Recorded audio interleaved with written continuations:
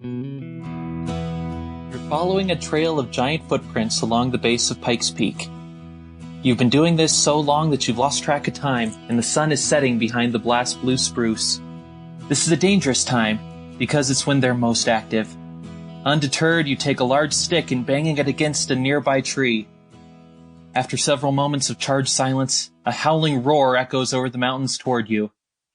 Though this is the response you wanted, the yell sends such a pang of fear down your brainstem that you start running down the next fork in the road. You soon find yourself in front of the Anselm Society Digital Pub. Inside is a raucous conversation on the arts, faith, and whether the Patterson Gimlin footage is legitimate. At a corner table by the fire are three brothers. One of them is insisting that the other two are making their Sasquatch calls all wrong. That's me, Matthew Mellema, and welcome to Believe to See, a podcast of the Anselm Society Arts Guild. The Anselm Society is a coalition of churches across the Front Range of Colorado dedicated to one very simple goal, a renaissance of the Christian imagination. To further this goal, we do all sorts of things, COVID permitting. Each spring, we have our big Imagination Redeemed conference, which attracts folks from all across the country. This last one was canceled, obviously, but we have the next one planned for this upcoming April in 2021, fingers crossed. We also have a regular slate of concert, lectures, and other events, again, COVID permitting, designed to foster love and understanding of arts and faith. And we have our own Guild of Artists right here in Colorado Springs. When we aren't creating art, some of us like to podcast. Therefore, Believe to See. To find out more about the Anselm Society, please visit us at anselmsociety.org. And while you're there, you should check out our two other podcasts, Redeemed Imagination and Speaking with Joy. And since you're already doing stuff, how about if you rate and review the show on iTunes or wherever you get your podcasts? Helps us a ton, increases the visibility of the show, and all that good stuff that you already know about. But now to the topic of the show today, which is something I am very excited about. It's one of those things where I want to do this. I know I want to do it, but the question is, should I want to do it, or am I just indulging myself? I think there's a lot of really valuable stuff here, even if coming into it, you don't even know what a cryptid is. So if you don't, you will learn very soon. And I think it'll be fun. But to do that, we can't just have any typical host. We need to reunite the brothers Mellema. So my two co-hosts today are my two younger brothers, Jeremy and Brian. So before I say more about cryptids, let's introduce them. First of all, Jeremy, hello there. Hello. Why don't you tell the listeners a little about yourself? Well, I am a history teacher in New York City. I have been Sasquatching a few times, unsuccessfully. So far. And I'm going camping tomorrow, so hoping to do some wood knocks, but I don't think the Catskill Mountains are a Bigfoot hotspot, to be honest. Well, that depends on who you ask. If you ask the saner people, I think they'd agree with you, but you never know. Speaking of the less sane people, let's bring on Brian Mellema, the youngest Mellema brother, who has already been on a previous show where we're talking about Odyssey. So, Brian, how are you doing? I'm doing well. Thank you for having me on. Oh, good. Tell us about yourself. So I am an art director for a magazine. I live in Colorado, a Bigfooting hotspot. True. And married with 4 kids. What? Yeah, that's me. Oh, you're the one that I complain about because you care about your family when I want you to do my art projects. That is me. So listeners can put all those pieces together in their head. What? Do you not talk about me on the podcast? I'm sure I talk about you on the podcast. I'm sure I have. It's just I complain about Brian on the podcast because I always want him to do art projects for me. Yeah, he just has nothing to complain about you, Jeremy. So, if you want, I could ask you to help me out with projects, and then I could complain about you. Okay, that sounds good. But the topic today, you may have heard some reference to some Bigfooting, some squatching. We are talking about cryptids and documentaries involving cryptids. Start off with some definitions. Cryptid is basically an animal, usually an animal, that may or may not actually exist, but lots of people want to find. So the most famous cryptid would be Nessie, Bigfoot, the Abominable Snowman, the Chupacabra, Mothman. There's all sorts of cryptids. Seems like every area has their own cryptids. So me and both my brothers love cryptids. We just love them to pieces. And we also love documentaries about cryptids where people go off into the wilderness or wherever trying to find them. So that is the topic, cryptid documentaries. And specifically, I want to argue, hopefully with some basis, that these cryptid documentaries, you'll see them on, Animal Planet, Discovery Channel. So it's Monster Quest, Finding Bigfoot, et cetera, et cetera. We'll talk about a bunch. You've probably seen them flipping through channels late at night and you come across it on like the History Channel or something.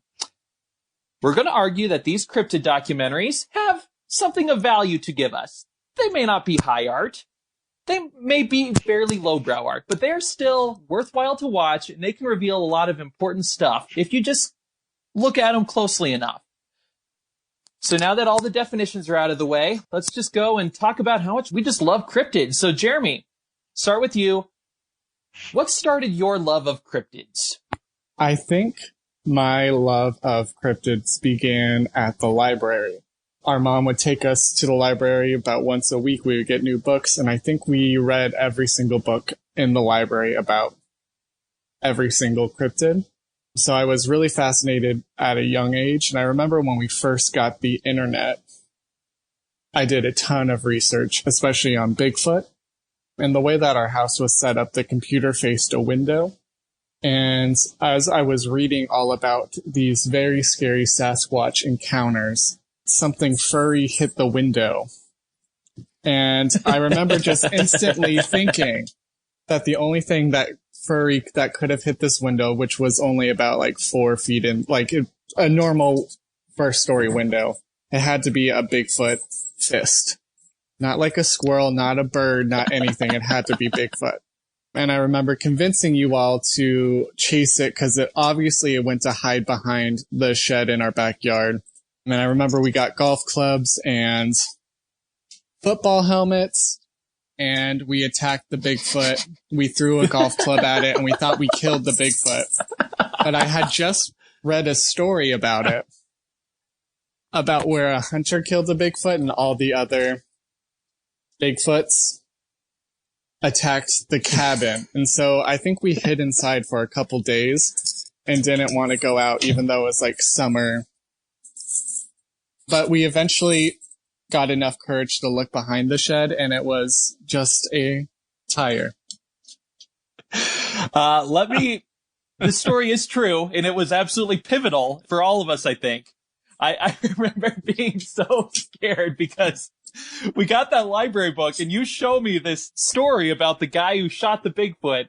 So then all like his Bigfoot clan comes and attacks the cabin. I'm reading this like book, looking out to the shed like it's only a matter of time. They're going to come out and destroy all of us. What do we do? We never should have taunted it. We were hiding under the table. I remember just like looking at you under the table like they're going to get us. What did we do? And it was just because we threw a golf club and we were in elementary school, which I feel like if I would have thrown a golf club at a person, it would have bounced off of them. Well, the thing I remember with that too, when we went out, I was so scared. I like imagined a fairy arm under our shed. And I still don't remember what it was, but I remember we threw the golf clubs at it and the furry arm was gone. So I don't know if there was an animal under there too. Or just a 6-year-old's imagination. Who knows? That's probably more what it was, because you guys don't seem to remember the arm like I do. I do not remember seeing an arm at all. I remember the shields. I remember throwing the golf club, and oh man, just sort of goes hazy for a while. It's probably all the adrenaline that was pumping through me. But yeah, I think we threw and ran. Yeah, so two possibilities. That seems like us. Either it was a misidentification, possible, or maybe it was a Bigfoot and we actually scared it away. We'll never know. Who's to say? Our house did back up against a decently major road, so... I mean, I think I got my start through you guys mostly. I think I would just kind of steal your books after you guys were done reading them and look through them, mostly at the pictures, of course. And then just all the documentaries we'd watch. I don't think we missed any Bigfoot or Nessie documentary for years. I think Grandpa would go on his TV guide and record every single one of them for us. So, yeah, I mean, my story is the same. We, obviously, since we grew up together, we all checked out the same library books. So that is quite well established. All sorts of cryptids, all cryptids under the earth. So let's talk briefly. I want to focus on cryptid documentaries because that's where so much of the juice is. But let's also talk briefly about cryptid movies.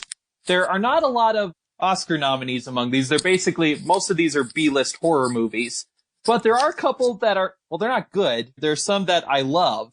I'm thinking especially of the Abominable Snowman monster movie where the football team is flying back from a football game in Japan for some reason, crashes in the Himalayas, and then a Yeti, or an abominable snow monster, starts eating them one by one, and the hero quarterback, Peyton Elway, finally saves the day. Jeremy, we saw that one together, right? I think we did.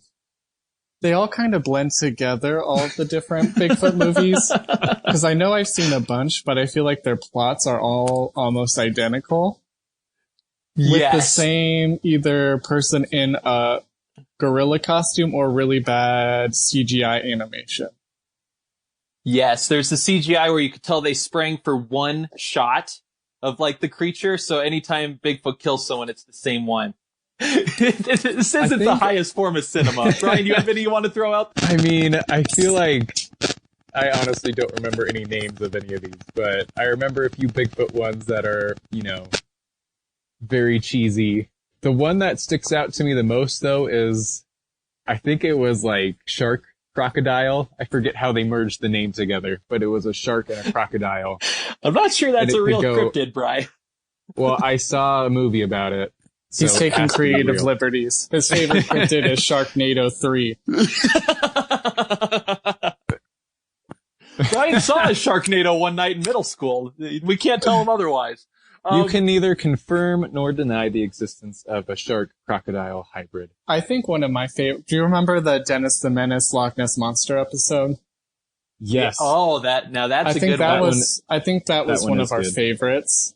We watched that all the time. So, is there something we should take from the fact that when people are talking about cryptid movies, they're all really cheesy horror movies? What is it about cryptids that people don't want to make good movies about them?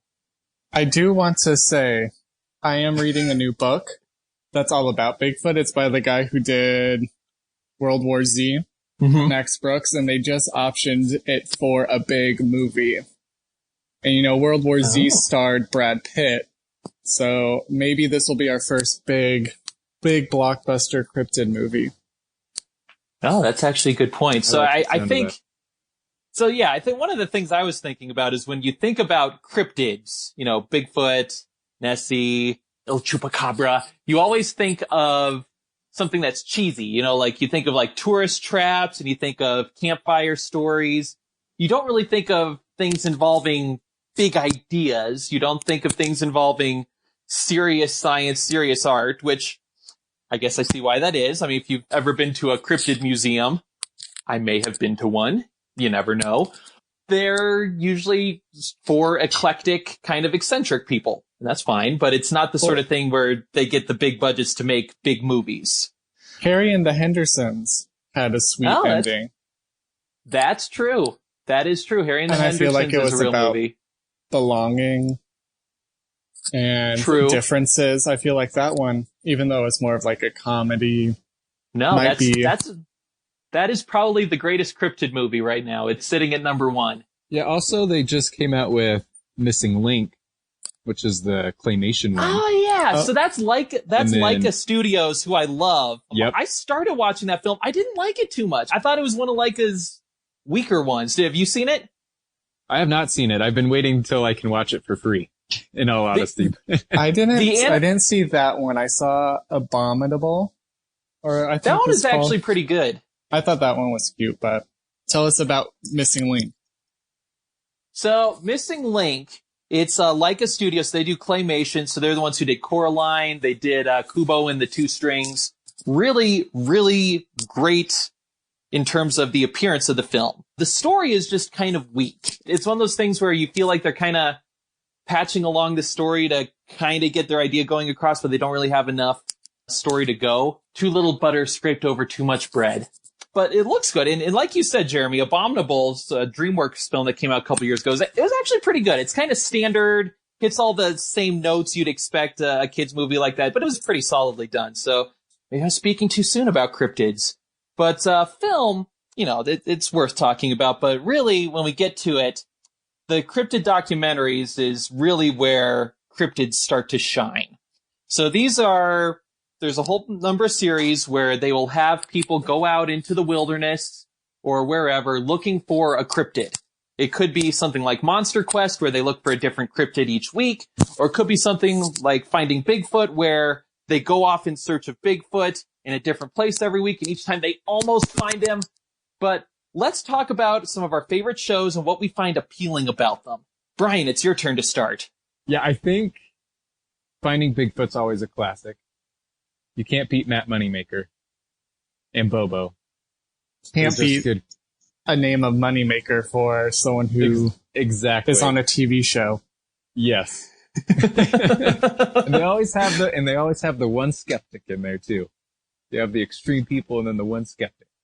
So that's a great series because that is one of those where it's like they always have all this great evidence and then you think they're going to find something at the end. They never do. There's a squatch in these woods. Yep. Things are getting squatchy. Still one of my favorite taglines. So let's talk about that one did teach me to perfect my squatch call, which I do every hike I go on. Well, there we go. Don't think with that. Don't think for a minute we're not going to all each do our Sasquatch call before this is over. But let's discuss the beats that each episode of Finding Bigfoot hits, because I think it's really fascinating from a storytelling perspective. So each episode starts in a different location. They've been everywhere. There's the usual suspects: Washington, Oregon, California, Colorado, Ohio. But then they'll go to like Florida, Texas. Australia? They were in Kansas, Rhode Island. Like they legitimately thought they would find Bigfoot in Rhode Island. So I lived in Rhode Island for a year, and I highly doubt there's a Bigfoot there. Not a very squatchy area. Maybe it's semi-aquatic in Rhode Island. Hides in the ocean. So they start each episode watching a video they saw on YouTube where some drunk teenagers point their camera into the woods and see this blob of pixels. And the three hardcore Bigfoot believers are like, oh man, I think that's a squatch. And the skeptic's like, I don't know, maybe not. But then she gets outvoted. So then they go and talk to the person, decide, yeah, it's a squatch. So they have a town hall where all the squatch sightings in town come up and everyone gives a compelling story with this CGI, retelling. Then it all culminates where they go into a Sasquatch hunt. They go on a Bigfoot expedition in the woods at night. They make all their calls. Should probably explain this to those who don't know as much about Bigfoot as we do. The way to attract Bigfoot is you make a Bigfoot call. It's like an ape howl. You knock on wood. So you get a wood stick and you knock on a tree and you just wait for him to show up. And every single time there are surefire signs that throw rocks though. Thank you. Thank you. Those are more advanced moves. Or you can leave gifts. Bobo always left gifts for Sasquatch. Yes, also true. Yes, Bobo was the more eccentric California surf guy, Bigfooter, who's 7 feet tall and looks like a Bigfoot. And that was also part of the show. They would just make Bobo reenact Sasquatch, and everyone would be like, he was 3 feet taller than you. I know, they would make him stand where they saw him, and he was at least a foot taller than him. And he would lift up his hands, and he'd be like, higher. It was higher. I can't even reach that tall. And I'm 6'7". Every single time. I'll reach up my hands until I reach how high he is. Let me know. Then they're like, oh, just and then he would going. grab a stick, and then he would lift the stick in the air every single episode. It was at least 10 feet tall. So, obviously there's a formula here, as we've hopefully shown. And also, going into it, it's kind of depressing because we all know if they actually found Bigfoot, they would be trumpeting this all across the world. It would be on National Geographic. They'd be on all the news channels. It'd be all across Twitter. We would know if Bigfoot actually got found. So we know for a fact when Bobo and Matt Moneymaker and the crew go off into the woods of Kansas, they're not going to find anything. So knowing that, why did we keep watching it? I watched so many of those episodes. Why do we do this, Jer? Well, I think it's because they're funny. Like, they're hilarious. That is part of it. And it's, like, easy to, like, laugh and make fun of people, like, going off the intellectual deep end. Like, they hear a noise and it's automatically Bigfoot. Or it's like, that is always kind of funny. Because it's like, it could be so many different things, but of course it's a Squatch. And that's always fun. Yeah, I will say that's an interesting element, I find. It's figuring out what's going on here, like what's going on beneath the surface. And there's sort of two different parties for it. The first one are, like the hosts, like Matt Moneymaker. We can make fun of him. He's obviously a smart enough dude. He started the Bigfoot Field Research Organization, which is very successful. He's a successful TV guy. He's probably reasonably smart, but he has gotten his thinking down such a narrow corridor that he's reached the point where literally when he's in the woods and hears the snap of a twig, he's like, Bigfoot, has to be Bigfoot. So that only, I think, should give us all pause. Like, what things am I down a mental corridor in when I'm thinking every twig snap is a Bigfoot? And then there's the other side. There's the witnesses. So each show has at least, 2 or 3 witnesses. And every now and then you can tell it's just people screwing around. It's like teenagers. It's someone who you think is trying to, just do a hoax. But I would say the vast majority of the witnesses, I think, are sincere. Not that they actually saw Bigfoot. I think all or almost all the time they did not see Bigfoot. But they truly, genuinely believe they saw Bigfoot. So that makes you think like, oh man, so what's going on here, like scientifically, ethically, is because they're people who sincerely believe they saw a 10-foot tall gorilla humanoid in the woods when they almost certainly didn't. What's going on with their perception? I think that's absolutely fascinating either way. Brian, why do you like watching Finding Bigfoot? I think one of the most compelling things is I think people just enjoy mystery in the world.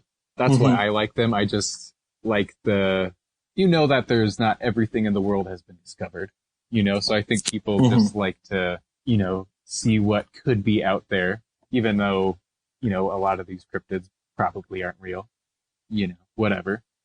But I think just the mystery of it all and just knowing that we don't know everything about the world and what could or could not be out there. I think that's what always kind of brings me to it. No, that's a really fair point. And a lot of these places that they go, monster hunting in are just inherently interesting. Do you remember that guy on that show, Beast Hunter? He was like that crazy younger guy who would just go off into like the deepest recesses of the world he could. So like deepest, darkest Amazon, Papua New Guinea, all these super remote areas. And he'd like try to meet the people who live there, try to like ingratiate himself, probably unsuccessfully. But like just seeing all these open spaces, like, wow, like nobody's ever gone there. And this is in the world today. Like that's really exciting. It kind of gives those sort of like, I don't know, 1800s, like Heart of Darkness sort of feeling. You're going into the great unknown. And also there's something just, I don't know, sort of like this archetypal feeling toward it when you see like the Finding Bigfoot, the 4 heroes going off into the wilderness in pursuit of the monster. That's cool. Even if with the more rational parts of your head, okay, they're not going to find anything. It's still a cool feeling to see them do that. Yeah, absolutely. Can I add a few more documentaries? Absolutely. Okay? Let's do some honorable mentions. Because there's a few that are like more scientific that I love, that were very compelling, that weren't just a sighting, going out to the woods. Hit me with them. Because do you guys remember that one where they went to that lake in Canada? That was just out in the middle of the nowhere. Yes. And like all night they just had things like throwing rocks at them. And like they heard things all night, like off and on. And like there's just been lots of weird things that happen at that cabin. Like from just fishermen coming up there for the weekend. Like, and you can only get there by plane, I think. I think you could only fly there. That one was really interesting. That was probably the most compelling episode of one of these cryptid documentaries I've ever seen. It was on Monster Quest. It was one of the many episodes they did about Bigfoot. And they have Jeff Meldrum, professor of anthropology at the University of Idaho / Bigfoot. One of my friends from church had him as a professor, I found out. She didn't try to go on any Bigfooting expeditions with him? That's what I said. What a waste. But the other one that also has Jeff Meldrum in it that I like is when he's talking about the like footprints and how the dermal ridges in a lot of these footprint casts on Bigfoot. That's right. He's like, they actually track like the same direction as the great apes, because great apes, they go like vertical, and on humans they go horizontal on the toes, and you could like pick up the dermal ridges on some of the prints. So that was another compelling one. More scientific driven. So Brian hitting us with the science. Jeremy, any honorable mentions you want to do in the Cryptid documentary series? Well, you got the real dumb ones they were the guys from West Virginia who were trying to kill Bigfoot every episode. They had guns and stuff and would shoot the guns at Bigfoot every episode. And there's a new one just like it that I saw that's brand new. It's called Bigfoot Is Real.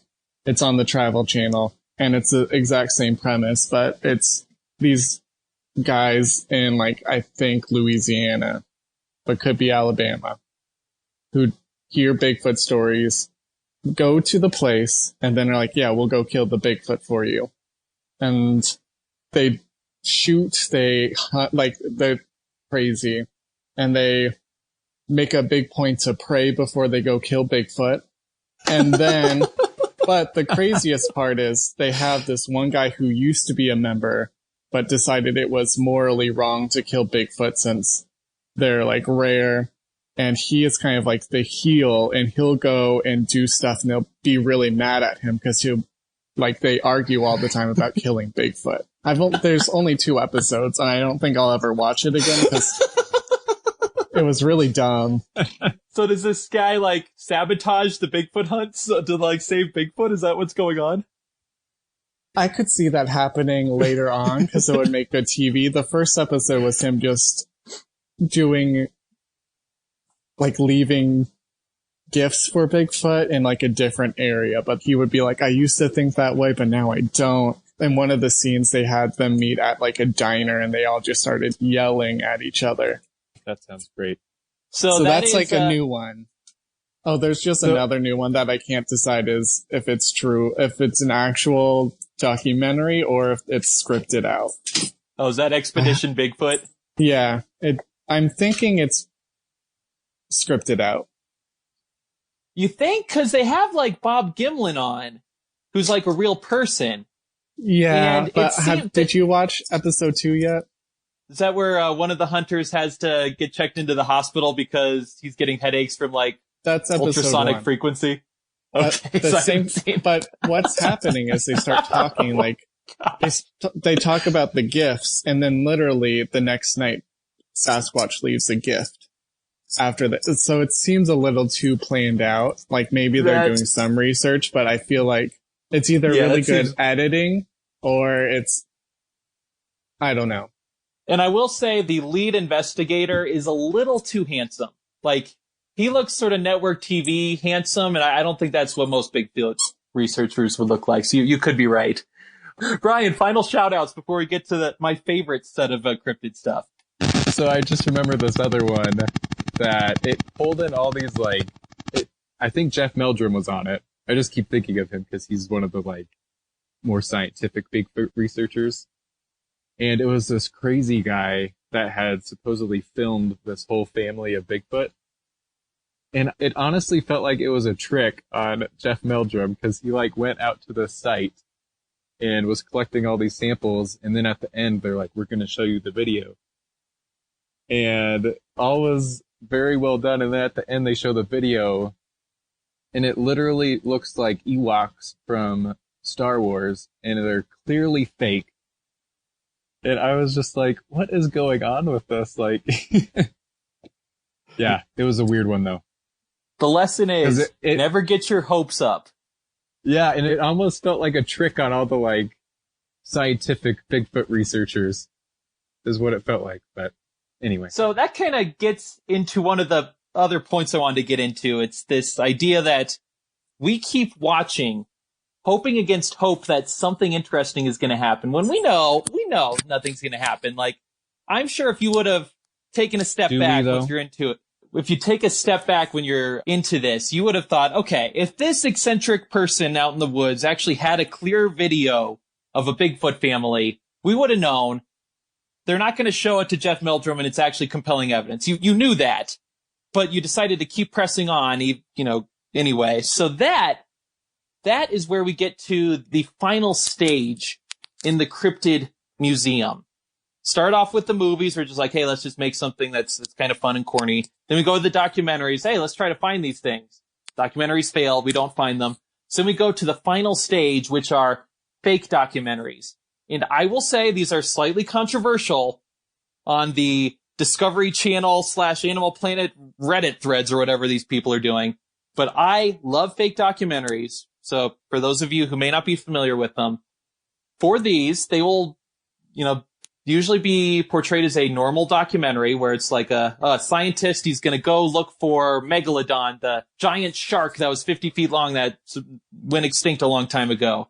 But this time they find it and they try to make it look as real as possible. But it's actually all scripted. They're all actors and it's all an elaborate ruse to simulate a cryptid documentary where they actually find them. And there's a lot of examples of these.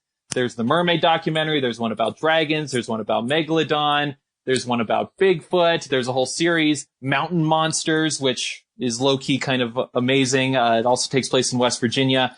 But there's a whole subgenre of fake cryptid documentaries where they find things. So let's just take a minute and talk about the ones we like the most and why. Jeremy, what's your favorite fake cryptid documentary? I'm trying to remember which one was Megalodon the first one that they did? The first one or was it the mermaid one? So the dragon one was the first one. Then they did the mermaid one. Then Megalodon was sort of trying to ride the mermaid's coattails. There's also a good one on Orang Pendek. Because I remember watching the Megalodon one and knowing it was fake, like it was obvious that it was a fake one. But the mermaid one, I felt like they did a decent job at for a while until they got to a certain point and you knew it was fake. Mm-hmm. So that one might be my favorite. I am actually going to agree with you on this. First of all, let me say faking a cryptid documentary so it looks real is actually really hard for a few reasons. One, I think it's always tempting. I don't know if they're producers' notes or whatever to cast people in the lead roles who are like, okay, you're an actor. You all are way too hot to be, just research scientists. That's obvious. Second, it's really hard to have actors deliver lines so that it sounds like they're being recorded for a reality series. It just sounds way too weird. They always start monologuing and the reality is lost. And finally, building up evidence in such a way that intrigues the viewer but doesn't look artificial. Like it sounds like Expedition Bigfoot started looking artificial. That's really hard to do. So very few pull it off successfully. I think the greatest, not that this is like the most important pantheon of films, but the greatest example of that is the mermaid documentary. It's called Mermaids, The Body Found. I'm sure it's on YouTube, where they create this whole backstory about how mermaids could have conceivably evolved from this pre-human ancestor, an aquatic ape who gradually through time, sort of like whales evolved to live underwater. So the apes evolved to live underwater and they built it up in a really cool way. So I watched it not knowing it was fake. And when they did a CT scan of a mermaid body and they showed a humanoid face, I had this moment oh my gosh, are mermaids real? Do I believe in mermaids? And it was the most wonderful feeling. And then, like you said, Jeremy, 2 minutes later, they try to do some CG and you're like, oh, this is all fake. Okay, well, whatever. But for that moment, it was beautiful. And I've never had that moment before or since. Brian, any fake cryptid documentaries you want to throw out there? No, I agree with you. That's the one that sticks out the most too, because I had that exact same thought. The whole first half, they don't show any videos. I think that's when they did the CG. They showed a eyewitness video off a crappy camera phone. Exactly. And then I was like, wait, that's CG. But yeah, everything leading up to that though, I was like, this is legit. Mermaids are real. Just like the best monster movies, wait to show you the monster till the end. Exactly. That's so do the they best fake learned well. documentaries wait to show you till the end. Exactly. Less is more. Let that be a lesson here. And I don't know if we'll ever have that feeling again, because that was like the first one of its kind. Yeah, exactly. Like so we it's did like that. You didn't have any fake documentaries like that, and it was built just like all the other documentaries we had of actual exactly. scientists going out. Like you mentioned, Jared, the Megalodon came the next year, and you can tell the producers, because like Mermaid's body found was Animal Planet, then like Discovery Channel for Shark Week decides to do Megalodon, and it's obvious they're trying to make it like bigger and better. But by doing that, they made it obviously fake. So you're watching it's like, I can't even pretend this is real. This is super lame. So it's just, I think it they is tried hard to relaunch the Mermaid one too. I think they had a Mermaid 2 documentary. Mermaid that 2, obviously wasn't, another body found. Yeah, obviously it wasn't as successful, but this time it's real. Mermaid Apocalypse. But yeah, I mean, that sort of goes back. Let's try to make this more literary, everyone. That sort of goes back to, think about Orson Welles with his War of the Worlds radio show that scared the crap out of a bunch of people back in the 1940s. Or, Edgar Allan Poe had a lot of famous hoaxes. There's something to be said about someone who can create an artificial thing that so resembles life, other than one ridiculous thing, that people will believe it. So it's really hard to do. And as we said, the mermaid people pulled it off, but no one else has. Maybe no one else will. But let's talk a little bit about it. Like, it seems to me that these fake documentaries became a thing. Like, they had a boom, and now I think there's sort of a steady trickle of them, because they're giving the audience what we want. We watch Finding Bigfoot, for a lot of reasons that we just discussed, but one of the secret reasons that we don't want to admit out loud is we really want Bigfoot to be found. But he's not going to be found by Finding Bigfoot. So the audience will always be left unsatisfied. So you see this, is this like a final stage, endgame, fall of Rome, last gasp with capitalism? Give the people what they want, create the lie because it'll be more appetizing to them. I don't know. Things are getting very bleak here. But any other reasons why you think these fake documentaries have enjoyed such a level of popularity? Yeah, I mean, I would just agree with you. I think they just wanted to finally make something that ended the way you wanted it to, with them finding something. I think the only actual documentary that ended where we found out what it was the Monster Quest episode about the rods that would appear. That's right. And I think that was the only one that we're like, wow, they actually found something. Like before this trend of the fake ones. That deserves an explanation. It turned out just to be bugs. So the rods were these things that got discovered on like video tape or pictures. They'd never been seen with the naked eye. That seemed to show like this alien, like, looks like a piece of lead pipe with like rows of wings fluttering behind it. So you're looking at it, it's like, what are these? There's people speculating like, is this an interdimensional being who's traveling to Earth somehow into our dimension? They do this, and then finally they do an experiment at the end where they record bugs late at night using kind of crappy video cameras and a high-speed video camera, and they prove conclusively that rods are caused by crappy video cameras recording bugs flying past them. So it's like, There's the answer. We've definitively proven that these aren't real. End of show. The lamest conclusion to one of those that you wanted to. You're right. That is the only one that that actually find real monsters. Oh, well. At least there was an answer. So, closing thoughts here now. Let's talk about cryptids in general, just for a little bit. Rapid fire round. We don't need to give a whole lot of thought to this. Okay. First of all, is there a cryptid you think could actually exist? And if not, which one has the best chance of existing? Jeremy, go. Best chance of existing maybe is orang pendek.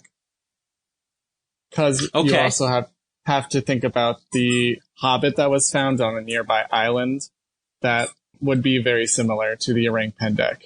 And that people who lived on, I think it was was it Sumatra or was it near Java? Like New Guinea? Yeah. Java. And like the native population would talk about seeing little men in the forest, and then they found the skeleton that would be similar. Now that whole thing is absolutely fascinating. For those of you who may not be familiar, orang pendek, it's sort of like a mini Bigfoot. It looks like Bigfoot, but it's like 3 feet tall, supposed to live in Java. So it's been sort of this legend for a long time. People would occasionally say they saw it. And like you said, Jeremy, they discovered this race of hominids that got the Hobbit that lived in the same area in the fossil record. And it's in the folklore. It's like, what's going on here? It's so fascinating. So yeah, that's a good pick. Brian, what would you say for cryptid that is most likely to exist? Okay, so I have two. I'll try to condense it. But my favorite ones are the ones that are based on animals that existed that have gone extinct. So my first one, I believe it's called the Mapingauri. I don't know if I'm pronouncing that right, but it's this thing in the Brazilian rainforest. Man, this is a deep dive. Yeah, so it is supposed to resemble a giant ground sloth. And they have like a whole parade for this in some of these like remote villages, but they like recreate it and it has these like really long like claws that the giant ground sloth had. So that one I think could be real. And it's super cool because, you know, it's just in the Amazon rainforest. Very remote. That's my other criteria. In very remote areas. Those gigantic mammals are very sad because they used to all exist, and then as soon as people arrived, they all died very quickly. Like there's a lot of really cool but that's gigantic why those ones... mammals in Australia that went extinct as soon as people made it to Australia. That's true. For like it's very sad. Why that one interests me because it's like there's still not a lot of people in the Amazon rainforest, so why couldn't they still be?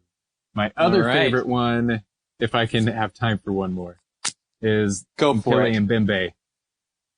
That is my favorite cryptid. I have a very special place in my heart for Mokele and Bembe. Do describe him to the people. So that one is basically a dinosaur that lives in the Congo. They think it's like a brontosaurus, essentially. But the thing that intrigued me the most with that, on one of the documentaries I watched about that, there was these researchers that went to this really remote village, and they showed them pictures of all the animals that were in the area, you know, like hippos and all the monkeys and birds and all that, and they knew what all of them were. Then they showed them pictures of American mammals like bison and, you know, different stuff like that. They had no idea what it was. And then they just showed them a sketch of a dinosaur, and they're like, oh yeah, that's Mokele and Bembe. Like, they just knew what it was.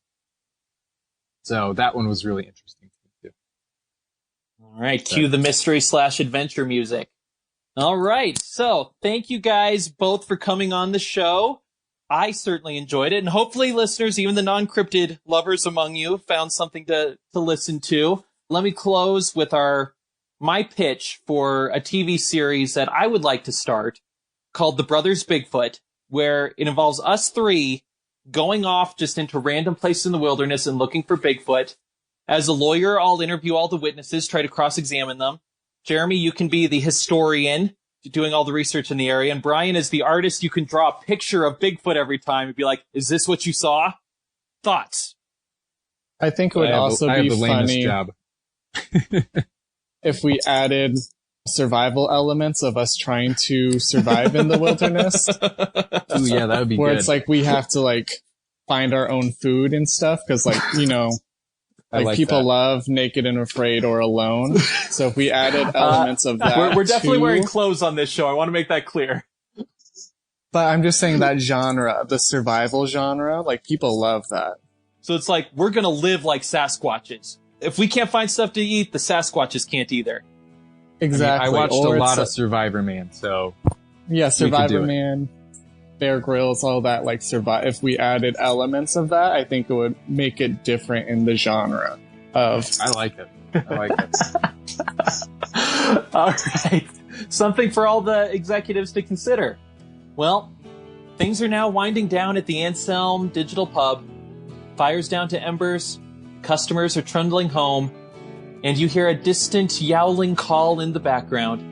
Once again, Believe to See is a podcast of the Anselm Society. To find out more about us, visit anselmsociety.org. Thank you all again, and we will see you all later.